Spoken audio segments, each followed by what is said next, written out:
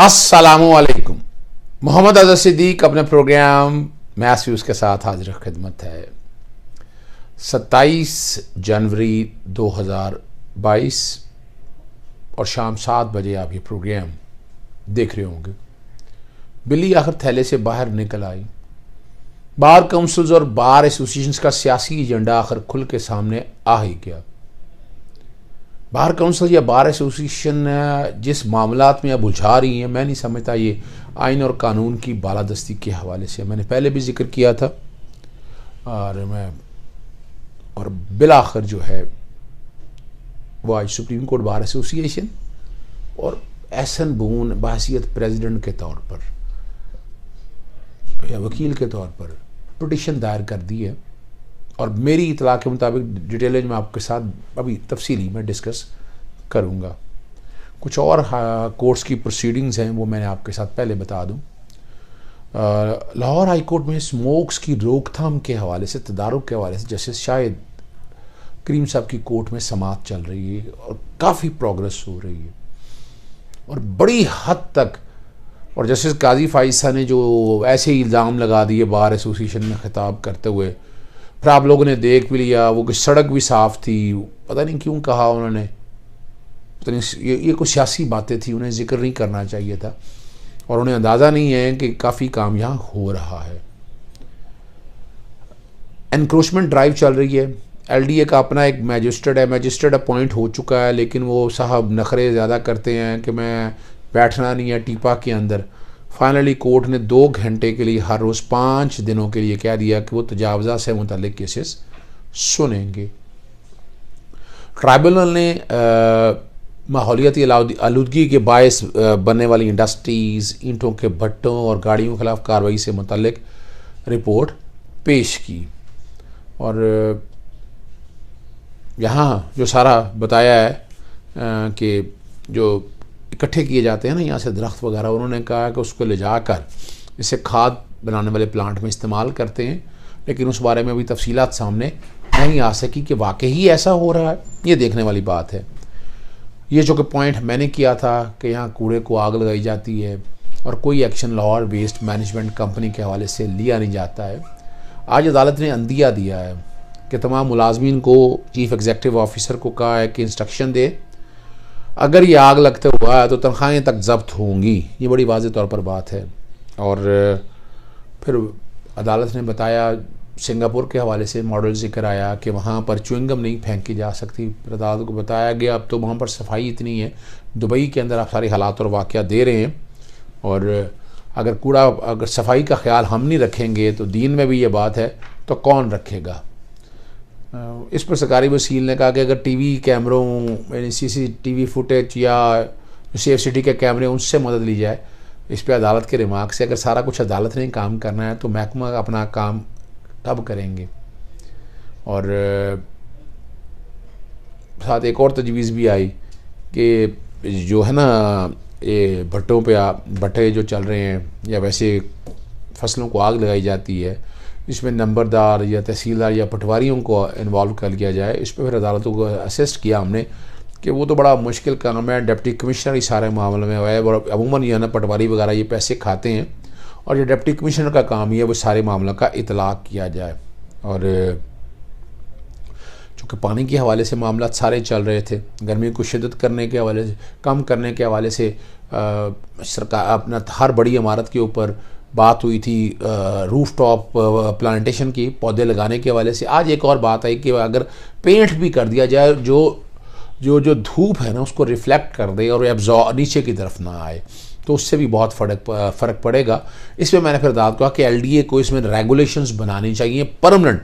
पुरानी तो हो गई हैं, उसमें बताया कि नोटिस ले रहे हैं, चीज़ें सबको नोटिस दे रही हैं कि इसका जो बड़ी बड़ी इमारत हाई राइज बिल्डिंग्स हैं उनके ऊपर छतों पे या तो पौधे लगाए जाएँ या कोई ऐसा पैरामीटर तय किया जाए जिससे माहौल साजगार हो सके और माहौल दोस्ती बेहतर हो सके। इसमें फिर रेगुलेशंस के हवाले से एक आइंदा डेट पे वो रेगुलेशंस के कॉन्टेक्स्ट में भी बात की कि वो भी यहाँ पर लेकर आएँ और रेगुलेशंस के हवाले से अदालत को बताएं कि अब तक क्या किया है और वो रिकॉर्ड के ऊपर आने चाहिए। और रंग के हवाले से मैंने आपके सामने बात बता दी है बड़ी क्लैरिटी के साथ। कैंटोनमेंट बोर्ड ने बड़ी अच्छी काम किए। उन्होंने कहा कि सड़कों पर पैच वर्क मुकम्मल कर लिया है और जो भी है आइंदा हफ्ते तक के लिए, जुमेरात तक लिए अदालत ने समाअत मुलतवी कर दी नेक्स्ट थर्सडे के लिए, उस वक्त तक आने वाले जो इक़दाम हैं वो सारे बताए जाए। अगली जो अहम खबर डिस्कस करनी है और वो हर एक ने चलाई जी, नवाज शरीफ और जहांगीर इनको ऐसे ही डाल लेते हैं 62(1)(f), ये आईन पाकिस्तान 1973 आपके सामने मौजूद है और आर्टिकल 62(1)(f) ये क्वालिफिकेशन के स्टैंडर्ड में। मैं पहले अपना केस बता दूं, फिर वो जो लेकर आए हैं वो आपके साथ डिस्कस कर लेता हूँ। 62(1)(f) अगर आप क्लैरिटी के साथ देखें तो ये क्वालिफिकेशन के सेक्शन के अंदर है और बड़े वाज़ेह तौर पर क्या क्लैरिटी के साथ है कि he is a sagacious, righteous, non-profligate, honest and a mean, there being no declaration to the contrary by a court of law। और ये कोर्ट ऑफ लॉ के हवाले से आगे मैं बताऊंगा। वो कहते हैं ये हाई कोर्ट या सुप्रीम कोर्ट नहीं हो सकती, इसमें कोई एविडेंस किस बात की रिकॉर्ड कर रही है। बड़ा सीधा साधा सा, एक बंदा डिक्लेयर करता है, जब नॉन डिक्लेयर तो आप उसमें एविडेंस क्या रिकॉर्ड कर रही है। ये कोई नई इख्तरा लेके आ रहे हैं। आर्टिकल 184(3) के हवाले से और 190 को नई जूरिस्प्रूडेंस डेवलप करने की बातें हो रही हैं। आइन में कोई तरमीम के हवाले से है। और आपको पता है सुप्रीम कोर्ट बार के सदर जो है हमारे, मैंने भी वोट किया था उनको, वो लंदन गए थे, हर एक को पता है मुलाकात हुई थी नवाज शरीफ से और उसके बाद ये सारा प्लान हुआ है। और यहाँ जो कह रहे हैं कि ये सिर्फ इंतखाबी तनाज़ा पे होगा और जिस साल हो उसी कॉन्टेक्स्ट में आगे बात वो करते हैं। अदालती फैसले के खिलाफ अपील का हक ना मिलना इंसाफ के असूलों के। आर्टिकल 184(3) का रिव्यू का हक तो आपके पास मौजूद है, आए अगर बाइंड और अपील क्या चाहते हैं आप, बड़ी क्लैरिटी के साथ। ये तो आईन पाकिस्तान 1973 में आइन तरमीम कर दें, आ जाए, अदालतें कहाँ से आएंगी अपील प्रोवाइड करने के हवाले से। और ये बात बहुत पहले बड़े जजमेंट इसके ऊपर आ चुकी हैं। ये भारत गालिब दिल के बहलाने को ख्याल अच्छा है, मैं यही कह सकता हूँ। और जो बात है ना जी, और ये कहना कि जी ताहयात नाइली मुतलका हल्के के वोटर के बुनियादी हकूक़ की खिलाफ वर्जी, कैसे खिलाफ वर्जी है जी। एक बंदा झूठा फरेबी फ्रॉडिया है तो आप कह रहे हैं उसको रख दे, किस बात का हक मिलना चाहिए उसको जी। और ये क्वालिफिकेशन के सेक्शन में है, ये फॉर लाइफ डिस्क्वालिफिकेशन है कि वो हमेशा के लिए नाअहल है, ताउम्र है। एक बंदा यानी आप मिस डिक्लेरेशन करे और कर फिर आ जाए, फिर मिस डिक्लेरेशन करे, तो इसलिए रखा है कि उसको बड़े उसके अपना सफाई रखनी है, अपने अमानतदार होना चाहिए, सादुक और अमीन होना चाहिए और ये मजाक नहीं उड़ाना चाहिए इस कॉन्टेक्स्ट में। नवाज शरीफ ने तो वो फैसला ही नहीं माना। अच्छा मैं कुछ चला देता हूँ आपके सामने, वो वीडियो चलेंगी आपके साथ, वो जरा चले पहले वीडियो सुन लें कि जो ये कहते थे 5 जजों का फैसला, इनके मरियम क्या कहती थी, वो थोड़ी थोड़ी मैं चला रहा हूँ। नवाज शरीफ खुद क्या कहता था और आज तक उसके बाद सजा दी नैब की कोर्ट ने, वो भी नहीं मानी। तो सादिक और अमीन किस बात का नवाज शरीफ हुआ कि आज आप यानी किस बुनियाद पर एक बंदा आकर कहता है कि जी बिल्कुल, वो तो माने ही नहीं अभी तक आप, तो अब किस बात की बात कर रहे हैं। वो that's why it's a declaration for life. जरा पहले वो ऑडियोज या वीडियोज सुन लीजिएगा इनकी, मरियम नवाज की या नवाज शरीफ या इनके नुमाइंदे जो जितने इनके मुलाजम हैं, या चले वही कह देते, सुनिएगा। मैं इस बात को तस्लीम करता हूँ कि अल्हम्दुलिल्लाह पाक लेन के ऊपर जो अपार्टमेंट्स हैं वो अल्हम्दुलिल्लाह हमारे हैं और वो एक ट्रस्ट के तहत हैं और उनको होल्ड करनी है इस वक्त मरियम नवाज शरीफ मेरी हमशीरा जो है। Various Swiss and offshore companies. Well, these are things which comes up every time there is a crisis in Pakistan. These are not new.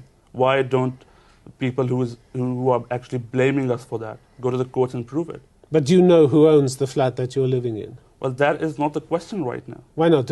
But it's the question I'm asking you. Do you know who owns the flat? Well, it's on a rent. I'm living on a rent basis which comes from every quarter from Pakistan. You're renting it personally, or the money comes from The Pakistan? money comes from Pakistan. From who? From your father? Not my father. Actually, we have a family business back in Pakistan, which is not been built up by my father overnight. It was built up by my grandfather for the last 50 years since the independence of India and Pakistan. Do you know who owns the flat that you live in? Well, actually, I'm not the right person to. But you live ask there. you. So it doesn't matter. Don't I'm you not know earning. who I'm it's not earning. rented from? I'm just like any other student living with his parents. I doesn't necessarily has to know about what the facts and who owns the flat and who pays for the rents and who pays for my living. But would it interest you to know that the flat is apparently owned by two offshore companies called Nielsen Enterprises Limited and Nesco Limited, both registered in the British Virgin Islands and managed by a company in Switzerland? I've got nothing to say about it. I'm absolutely ignorant. What can I say? जनाब speaker, Dubai और जद्दा की फैक्ट्रियों के हवाले से तमाम record और दस्तावेज मौजूद हैं। हुजूर, ये हैं वो ज़राए और वसाइल जिनसे लंदन के फ्लैट्स खरीदे गए। जनाब स्पीकर, मेरी सेंट्रल लंदन में प्रॉपर्टीज तो दूर की बात है, मेरी पाकिस्तान में भी कोई प्रॉपर्टी नहीं है। मैं अपने वालिद के साथ रहती हूँ और मुझे समझ नहीं आई कि मेरी और मेरी वालदा की और बहन भाइयों की प्रॉपर्टीज ये कहाँ से निकाल के ले आए हैं। ये अगर इस बात को प्रूफ करते हैं तो मैं आप जो भी मैं मानने को तैयार हूँ कि ठीक है कि ये जो बिल्कुल कह रहे हैं सही कह रहे हैं, लेकिन इनकी मुझे आपने इन सब की बातें सुन ली हैं, मज़ा आ गया होगा आपको। तो किस बात के लिए नवाज शरीफ तकरीर करता था ना, इसमें वो भी चली है कि मरियम कहती थी मेरी सेंट्रल लंदन क्या पूरे पाकिस्तान में जायदाद है। इनके बेटे क्या कहते थे वो भी आपने सुन ली है। फिर इसी तरह नवाज शरीफ कहता था ये है वो ज़राए कहने के लिए कतरी खाते निकला। तो ये तो हर स्टेज के ऊपर झूठ बोलते रहे। और दूसरा है आर्टिकल 62 ने फैलाया जा रहा है, 63 है disqualification for a certain event है, यानी आप दोहरी शहरियत आज खत्म कर दें, इलेक्शन लड़ सकते हैं। आप डिफॉल्टर हो पैसे दे दें, आप बैंक डिफॉल्टर हो पैसे दे दें, गवर्नमेंट ड्यूज दे दें, तौहीन अदालत में सजा हो या किसी जुर्म में सजा हुई है तो वो 5 साल का कैप लगाया कि 5 साल के बाद इलेक्शन लड़ देते हैं। डिस्क्वालिफिकेशन में तो है लिमिट, लेकिन क्वालिफिकेशन में नहीं हो सकती। क्वालिफिकेशन फॉर ऑलवेज लाइफ के हवाले से आएगी बात, ठीक है ना जी। यानी आप मुसलमान नहीं है तो नहीं है ना, बड़ी क्लैरिटी की बात है ना ये। यानी हम इसमें क्यों इनमें जाते हैं, सारी मैंने पिटीशन पढ़ी है। चलिए मैं अगली बात बता देता हूँ। नवाज शरीफ के वकला टोटल इसमें इन्वॉल्व रहे इसकी ड्राफ्टिंग के अंदर, और किसी स्टेज पे ये भी आ जाएगा कि फीसें किसने दी हैं, वो भी आप लोगों के सामने आ जाएगा कि कौन क्या चाहता है, कौन है पीछे, वो बस हर एक को पता है, मुझे बताने की ज़रूरत नहीं है। और इस वक्त सुप्रीम कोर्ट बार एसोसिएशन एक सियासी एजेंडे पर चल रही है। मैं सुबह के प्रोग्राम में आपको एक और इंतखाबी इस्लाहत के हवाले से जो प्रेस रिलीज वगैरह जारी की उस पर मैं गुफ्तगू करूँगा आपके सामने, ठीक है ना जी। और जिस तरह की पिटीशन के अंदर जो आर्गूमेंट्स की हैं सारी चीज़ें सेटल्ड है, यानी आर्टिकल 184, 3, 199 ये तो शुरू से सेटल चला आ रहा है। अब आप क्या इसमें इंटरप्रिटेशन करेंगे, क्या इसमें एडिशन करना चाहेंगे आप, और जो उसके अंदर जो आर्गूमेंट्स लिए हैं वो आर्गूमेंट सारे उठा कर देख लें। अब मैंने तो सारी बैकग्राउंड पे ये सारी पिटीशन चल रही है। यानी वो देखे ना, वो प्रेयर क्या है, declaration by a court of law under article 62(1)(2) only applies to the election under question and does not entail for life। अच्छा, इसमें बात कर रहे हैं कि ये वाला भी ना, ये बाकायदा जो है ना, इसका क्रॉस एग्जामिन किस चीज का होना चाहिए जी। सुप्रीम कोर्ट के पास तो इख्तियार मौजूद है, अदालतों के पास इख्तियार मौजूद है, एविडेंस उसमें जाती है, डिस्प्यूटेड क्वेश्चन हो तो डिस्प्यूटेड क्वेश्चन तो इसमें है ही कोई नहीं, तो ये प्रिंसिपल भी सेटल कर दिया हुआ है। तो ये भी एक नई यानी ये बेसिकली आइन में तरमीम चाहते हैं। ये दरखास्त काबिल समाअत नहीं है, ये मैं बड़े क्लैरिटी के साथ बताता हूं आपको। It is not maintainable. Registrar की तरफ से एतराज बनता है, और जाकर दूसरा देखें ना, अगर वो वली फॉर लाइफ, मैं बार बार वो चलाता होता हूं बाकायदा, समीला बलोच के हवाले से वो केस की बात करते हैं, बैकग्राउंड पे चल रहा होगा, उसमें नवाज शरीफ को नोटिस हुए नहीं पेश हुए, इन्हीं की गवर्नमेंट थी, इन्हीं का दौर था, इनके अटॉर्नी जनरल आसमा जहांगीर भी इसमें पेश होती रही हैं। और आसमा जहांगीर आपको पता है, लोग बड़ा कहते हैं ये पब्लिक इंटरेस्ट के हवाले से, मैं आज भी चैलेंज करता हूँ कौन सी पब्लिक इंटरेस्ट के हवाले से उन्होंने बातें की हैं। वो अक्सर इन सब लोगों की वकील होती थी, इन सब लोगों की वकील होती थी, इनमें भी देख लेना पब्लिक इंटरेस्ट में। मैं चैलेंज कर रहा हूं, बता दें, मुझे बता दें आप। वो ह्यूमन राइट कमीशन चलाना और बात है, ह्यूमन राइट सेल चलाना और बात है, आप ये बताएं पब्लिक इंटरेस्ट में। अक्सर मेरे केसेस में वो पब्लिक इंटरेस्ट में खिलाफ आया करती थी। ये रिकॉर्ड की सारी चीज़ें, तो आप तक ये सारा बताता चलूँ मैं आपको। और दूसरी जहाँ तक बात है, सारा लॉ सेटल हो चुका हुआ है, उस लॉ को ये रिवर्स करना चाहते हैं, and it can not be, it can not be. कोई नया आएगा केस, उसमें आएगा इस बुनियाद पर सुप्रीम कोर्ट का भी ये इख्तियार नहीं है। ये इंटरप्रटेशन ये जो चाह रहे हैं ना, सारा इंटरप्रटेशन ये तरमीम चाह रहे हैं, ये जाएँ पार्लियामेंट में, सारे बैठे हुए हैं ना, जाएँ जाकर पार्लियामेंट में 62(1)(f) को तब्दील करा दें, तो फिर हम लेके आएंगे पटिशन पार्लियामेंट के अगेंस्ट के किस बुनियाद पर ये सारा कर दिया। इजाज़त चाहूँगा। अस्सलाम वालेकुम, अल्लाह हाफ़िज़, पाकिस्तान जिंदाबाद।